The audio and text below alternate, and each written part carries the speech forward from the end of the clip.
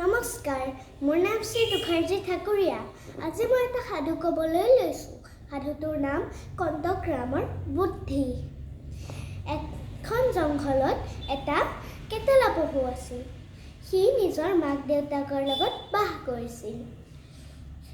মাকে আৰু দেউতাকে দূৰ দূৰৰ পৰা ফল মূল আনি কণ্টকৰামক খুৱায়।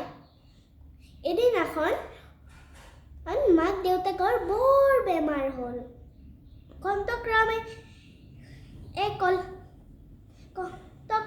বৰ ভোক লাগিল। ভোকতে তাৰ বৰ কষ্টও হ'ল। মাকে ক'লে, বোপাই তই যা আৰু কিবা খাই আহগৈ। জংঘলত এটা নাচপতি গছ আছে, সেইটো নাচপতি গছৰ পৰা কেইটামান নাচপতি খাই আহগৈ যা। কণ্টকৰামে ক'লে, কিন্তু তোমালোকে কিনো খাবা? মাকে ক'লে,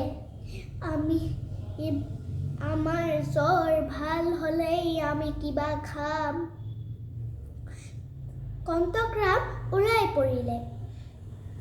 কণ্টকৰামে গৈ থাকোঁতে সেইটো নাচপতি গছডাল দেখিলে আৰু দেখিলে যে ওপৰত পকা পকা বহুত নাচপতি, তলতো বহুত বেছি নাচপতি পৰি আছে। কণ্টকৰামে ভাবিলে কেইটামান সি নিজেই খাব। মুখত এটা নাচপতি দেউতাকৰ কাৰণে লৈ যাব, কিন্তু মাকে কি খাব? তেতিয়াই কণ্টকৰামে নিজৰ মনত এটা বুদ্ধি খেলালে। সি চববিলাক নাচপতি, তাৰ পৰি থকা নাচপতি চববিলাক গোটাই 1, 2, 3কৈ উল্টা খৰ এটা মাৰিলে। তেতিয়া 4টামান নাচপতি তাৰ জোঙা জোঙা কাঁইটত লাগি থাকিলে।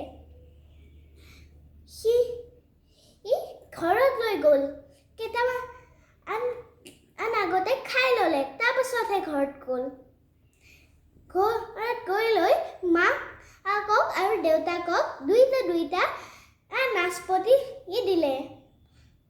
মাকে ক'লে, আমাৰ কণ্টকৰামৰ কাঁইটবিলাকহে কোমল, কিন্তু বুদ্ধিটো চোকা। ধন্যবাদ। আৰু এই কাহিনী দি আমি শিকিলোঁ, বুদ্ধিটোৱে আচল বস্তু, যোনটো দি আমি বাচিব পাৰোঁ আৰু জীৱন কটাব পাৰোঁ।